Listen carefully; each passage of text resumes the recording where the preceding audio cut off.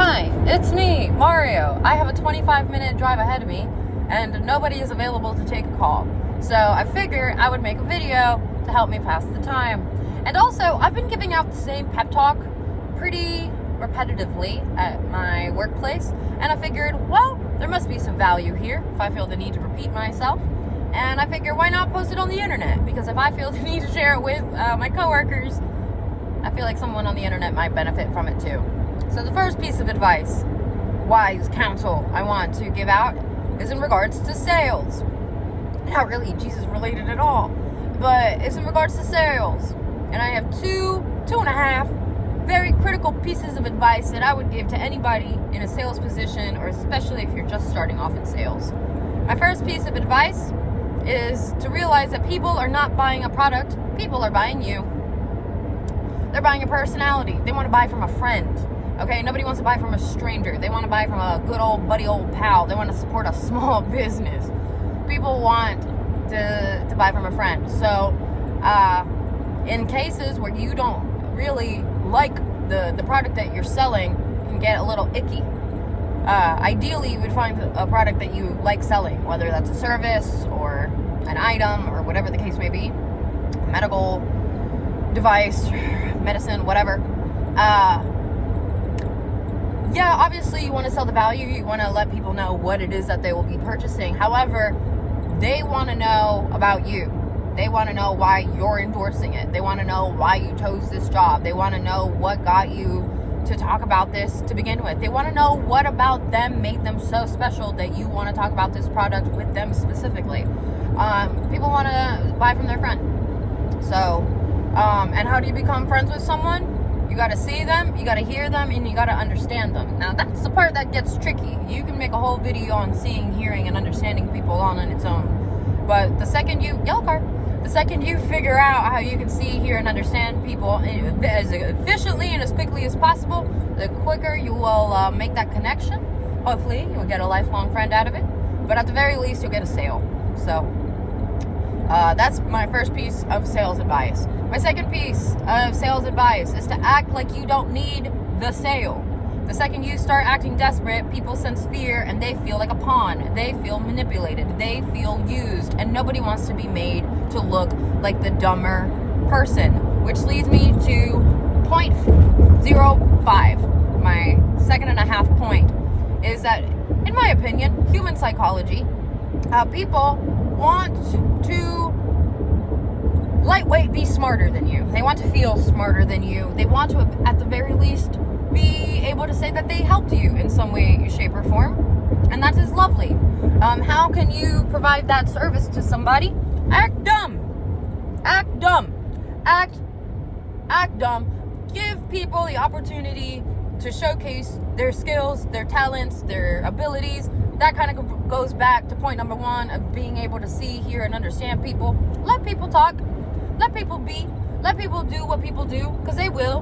Because that's what people do. They do people-y things. And use that as an opportunity for them to feel smarter than you. For them to feel like, wow, I'm going to be giving you a service by giving you my money. I'm giving you a service by giving you my company. I'm giving you a service by coming back in a month to follow up with a review. I'm giving you a service. Thank you so much. I appreciate it. And now what do we have? A mutual working relationship. It's no longer a one-sided sales icky sensation.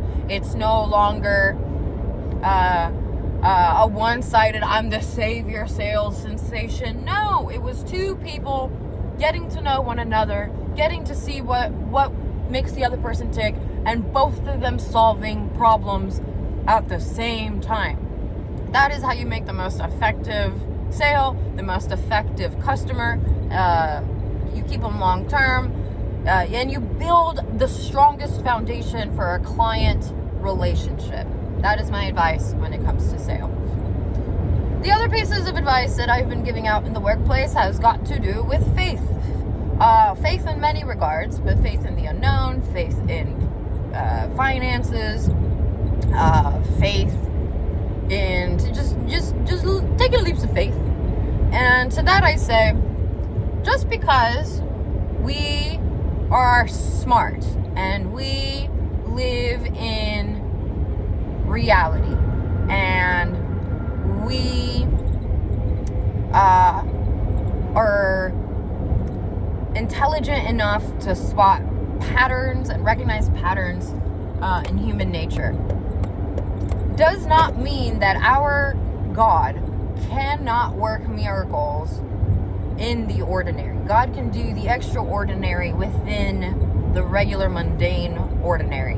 So if you know that you are doing the right things, but a part of you starts to feel discouraged because you're not seeing the fruit of your labor, my advice would be to pray. Pray for a breakthrough. Pray for an open door. Pray for a miracle. Pray for God's grace. Pray for God's hand over a situation. Pray that God has a light on you, so that even though typical reality would lead you to believe that you are wasting your time at a job fair, or you're wasting your time at a job interview, or you're wasting time getting to know somebody, or you're wasting your time looking to buy a house, you are doing the right thing and taking the right steps. You're actively looking for a job. You're actively looking for a home. You're actively trying to better your life. You are doing all the right things. Do not let the fear of man discourage you. Do not let the fear of man discourage you. Remember that your God is so much greater than anything that you could possibly have in store and in mind for yourself. God is able to open doors that you couldn't even fathom. God is able to connect you with folks that become key players for the rest of your life, and people that you couldn't imagine doing life without. So again, my advice would be, in these moments where you start to feel discouraged, especially when you know that you are doing the right thing, ask God to step in. Don't be afraid to ask God for big things. Don't be afraid to ask in boldness for big things. Even though you know reality to be true, don't trust your own logic, don't trust your own brain, trust your God. So, those are the two pieces of advice that I have been giving out in the workplace: sales and faith. Yeah, so those were my sage pieces of advice with this 29-year-old idiot. Thank you guys so much for watching. If you like this video, wait, hold up, before I give you my outro, my name is Giselle. I'm 29 years old. If you like this video at all, please make sure that you like, comment, subscribe, all of that good jazz. Know that I love you with all of my heart, and I'll catch you in my next video. Mwah. Mwah.